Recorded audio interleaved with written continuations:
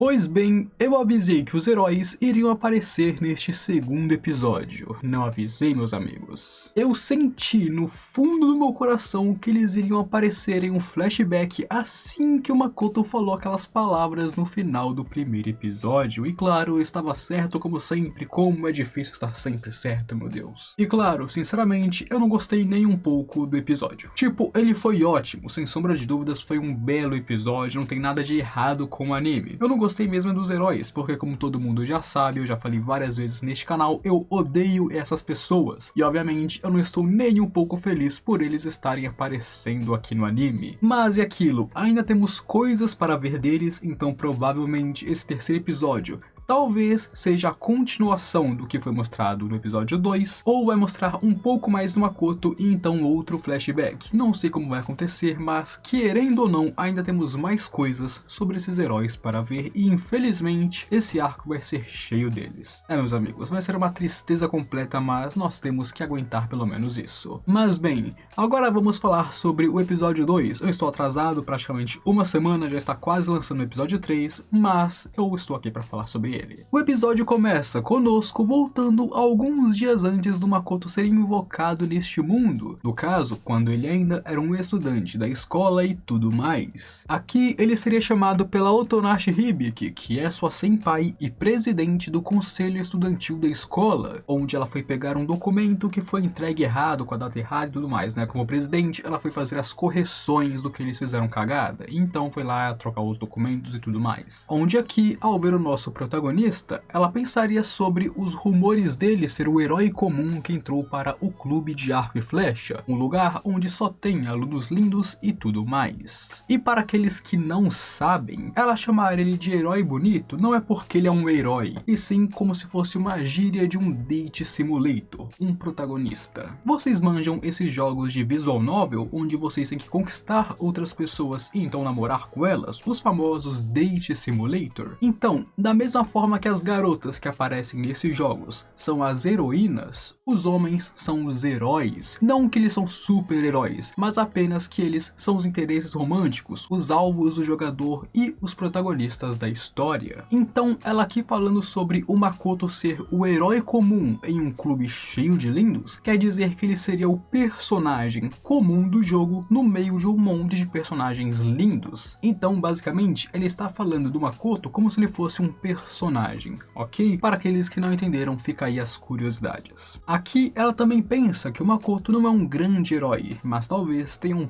pouco de inveja dele. E Hibiki, guarda essa inveja aí, minha filha, porque mais pra frente vocês vão se conhecer e os caramba 4 e não vai vir nada de bom disso. E eu já digo, meus amigos, embora ela pareça a mais normal dentre os dois heróis, a Hibiki é uma louca descarrilhada. Essa mina vai fazer tanta coisa mais pra frente que, meu pai amado, o único motivo pelo qual eu não odeio tanto ela é que o Tomoki existe e esse cara, meu amigo, esquece ele, pelo amor de Deus. Mas bem, aqui a Hibiki diz que ela está com inveja do Makoto porque ela consegue fazer qualquer coisa sem esforço algum. Se ela quer algo, ela consegue algo. Se ela tem um objetivo, ela cumpre ele e tudo mais. Ela duvida que algum dia exista algo do qual ela poderá dar tudo de si. E mal sabia ela que o Makoto é quase a mesma coisa. Ela está julgando muito o nosso menino Makoto, certo, rapaziada? Porque ele está no clube de arco e flecha, mas ele faz isso de forma tão natural quanto respirar. O Makoto é literalmente um mestre do arco e flecha e nem se esforça pra isso. E ela está aqui julgando, pensando que ele se esforça, ele vive uma vida de trabalhos, caramba 4. Meu amigo Hibiki, calma, calma. Mas bem,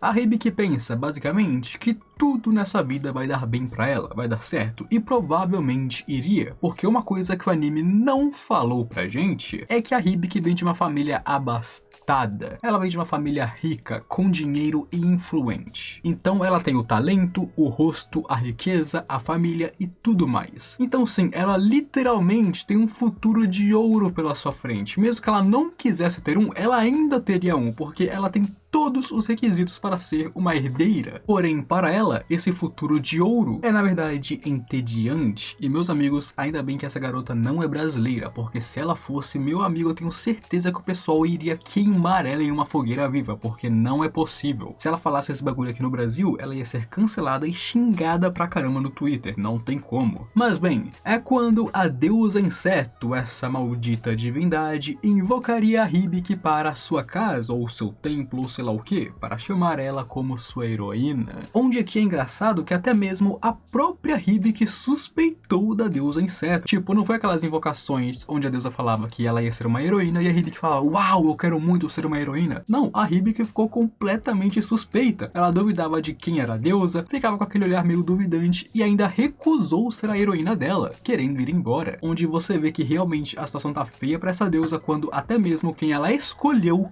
duvida dela. Mas no final, a deusa falando sobre as dificuldades e desafios que a Hibiki iria enfrentar neste outro mundo acaba a convencendo, e assim ela iria ir para o outro mundo. Onde inclusive, aqui no anime, pelo menos pra mim, deu a impressão que a Hibiki não queria ir para este outro mundo e a deusa meio que forçou ela sem nem deixar ela falar. Na verdade, não acontece assim. A Hibiki de início recusa sim, mas então a deusa a convence, e assim a Hibiki aceita ir para o outro mundo. Aqui a Hibiki nem falou uma palavra, mas no original ela é convencida pela deusa. Mas claro, ela ainda deixava claro que ela não confia nessa deusa. Ela está indo pelo desafio que ela foi prometida, mas ela não confia ou gosta dessa suposta divindade. E uma coisa bem interessante a se mostrar aqui, meus amigos, é que a deusa mudou de forma para poder falar com a Hibiki. Enquanto com Makoto ela se mostrou ser preguiçosa enquanto usava sua forma original, aqui ela mudou sua aparência e modos para tentar agradar a heroína, mostrando o quão duas caras essa deusa realmente é. E então nós vemos o processo de invocação da Hibiki, com ela sendo jogada nesse mundo e que ela se vire com o resto, já que como sempre, essa deusa é preguiçosa e não irá fazer nada além do mínimo. E uma coisa curiosa que a Hibiki comentaria ao olhar para o mapa deste continente é que ele se parece bastante com o Japão, e de fato se parece mesmo, sendo claramente inspirado pelo autor, já que seria muito difícil criar um mapa do zero. E eu digo que isso é verdade. A criação de um mapa, de um mundo para uma obra é complicado demais, rapaziada. Então usar um mapa existente e apenas alterar algumas coisas é bem mais fácil. Onde aqui nós ficamos sabendo que os humans há muito tempo empurraram os demônios para a borda do continente, para as terras inférteis e estéreis, enquanto mantinham para si mesmos as boas terras. E sinceramente, se eu fosse os demônios, eu também atacaria eles. Que desaforo é esse, meus amigos? Se eles me empurrassem para as piores terras por anos, meus amigos, a guerra já teria estralado há muito tempo. E aqui também é onde ficamos sabendo que no Império Gritônia, o outro herói foi invocado, onde no caso, cada uma das duas grandes nações ganhou um herói. E claro, ela também comentaria sobre as duas grandes nações que servem como as últimas linhas de defesa dessa guerra, que seria o Reino de Límia e o Império de Gritônia, onde é claro, se elas duas caírem, toda a humanidade cairá também. Porém, o que está preocupando Hibiki é mais o que acontecerá depois que a guerra acabar contra os demônios, onde, conhecendo a história humana e o fato de que os humans são ainda mais podres que nós humanos, bom, claramente acontecerá uma guerra entre os próprios humanos, e não tem como negar porque nós infelizmente somos assim, nós guerreamos pelas coisas mais idiotas, nós somos gananciosos e tudo mais. A raça humana realmente é sua própria inimiga. A Hibiki então aqui nos mostraria o seu lobo familiar, que provém do tesouro divino que a deusa deu a ela. Mas eu nem precisava ou é importante citar isso, eu apenas falei sobre ele porque ele é muito fofo, eu adoro lobos, eu adoro cachorros e tudo mais. Então mesmo que seja dela, o cachorrinho ainda é bem bonito. Assim, no dia seguinte, a Hibiki iria recrutar pessoas para o seu grupo, onde vemos que essa mulher, Naval, é sensata por nem pensar em querer ser parceira da Hibiki. E ela deveria ter seguido seu instinto, porque nada de bom viria em realmente se mexer com ela. Porém, infelizmente, ela não seguiu seus instintos e continuou ali quando a Hibiki falou com ela, e então foi convencida e um pouco ameaçada pela própria Hibiki e acabou entrando para o seu grupo. E aqui eu devo dizer que, infelizmente, essa mulher quase foi sensata.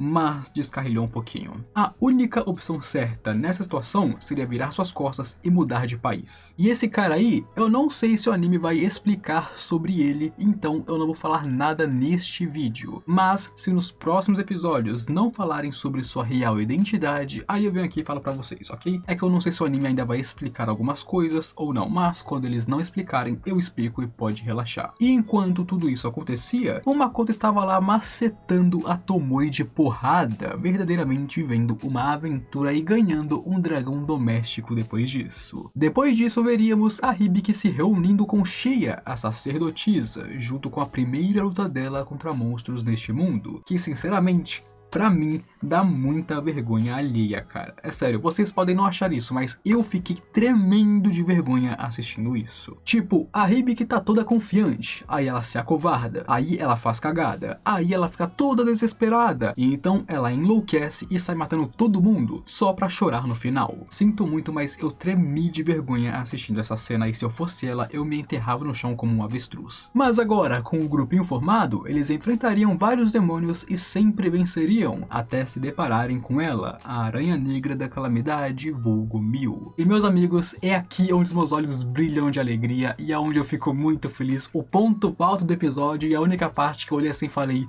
a satisfação aspira. Ver a Mil simplesmente acabar com a raça da Hibiki é uma coisa sem preço, é uma coisa impagável, é uma coisa sensacional, uma coisa linda a se ver, meus amigos. A única coisa errada com essa cena é a Mil se cansar e ir embora, deixando a Hibiki e seus companheiros vivos. Não, os companheiros talvez até poderiam viver, mas a Hibiki viva, não sei se eu gostei dessa parte. Mas tirando esse detalhezinho, a Mil arrebentando eles pra mim é sensacional. E inclusive depois de perder pra Mil, a Hibiki parece ter ficado meio lelé da cuca, então isso é meio estranho. E assim, com isso, nós somos apresentados ao outro herói, Tomoki, o jovem estudante, que também era um modelo e sofria bullying por causa disso, porque ele era muito amado pelas garotas. Sim, ele era um jovem modelo frágil que as garotas amavam, e assim os homens odiavam ele, ficando com inveja e tudo mais. Aí por causa disso, ele ficou muito antissocial e depressivo, jogando jogos e lendo novels e sem sair de casa, sempre sonhando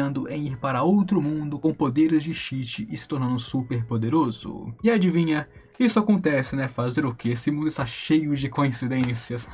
Aqui ele é chamado pela deusa, que por sinal novamente mudou sua aparência, agora para de uma garotinha indefesa. E claramente vemos que ela muda sua aparência dessa maneira para tentar ganhar mais a confiança dos heróis, tentando apelar para o visual que eles acham que combina com ela. E não sei porque pro Tomoki ela é uma loli. Ali ela concederia várias coisas para o Tomoki, até mais do que para Hibiki. Para Hibiki, ela concedeu sim um charme que atrai as pessoas para ela, mas para o Tomoki ela deu um olho que literalmente encanta as pessoas e faz lavagem cerebral. Ela deixou ele poder ser imortal durante as noites enluaradas, junto com várias habilidades de cheat e itens divinos. A deusa literalmente escolheu um favorito aqui sem sombra de dúvidas. Ela gostou da Hibiki, mas o Tomoki é o projetinho favorito dela, pelo amor de Deus. E uma curiosidade é que o Tomoki escolheu mudar sua aparência porque ele não queria que o que aconteceu no Japão se repetisse neste mundo. Então,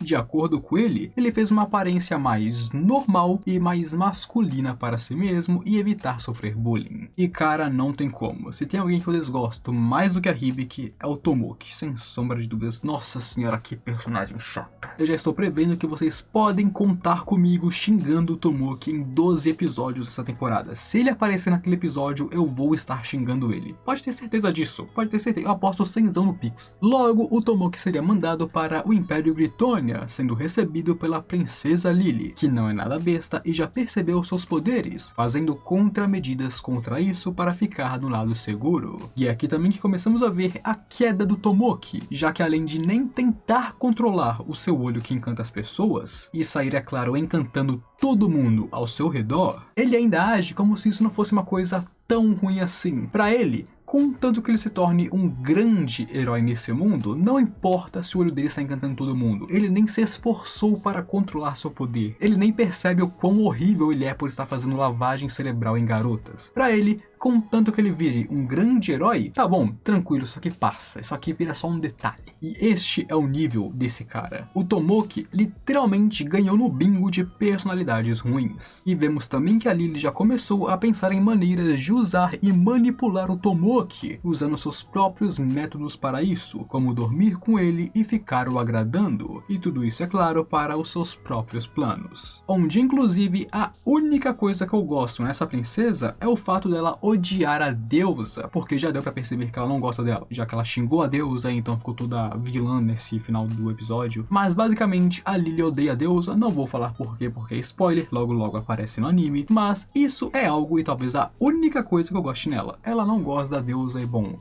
tirando isso, ela é tão ruim quanto os heróis. E minha nossa, esse vídeo pode ser resumido tranquilamente em distinto reclamando dos heróis por 20 minutos seguidos. E 20 minutos porque a gravação agora deu 20 minutos, e não porque o vídeo deu, porque eu sei que o vídeo vai dar bem menos, talvez uns 10, 16 minutos no máximo. Mas bem, meus amigos, este foi o episódio. Eu adicionei algumas coisas que foram cortadas, ou claro, deixadas de fora, e não adicionei outras. Por quê? Porque eu acho que algumas coisas ainda vão ser explicadas nos próximos episódios, mas claro, se elas não forem, pode ficar tranquilo que eu vou falar pra vocês. As coisas que eu sentir que eles não irão mais falar, obviamente, eu vou contar pra vocês não ficarem curiosos. E é isso, se curtiu o vídeo, deixa o seu gostei embaixo para me apoiar e ajudar mais pessoas a assistirem este vídeo. E claro, se puder, se inscreva aqui no canal, porque assim você recebe e assiste os meus próximos conteúdos e eu sei que você vai gostar deles. Agora, eu fui.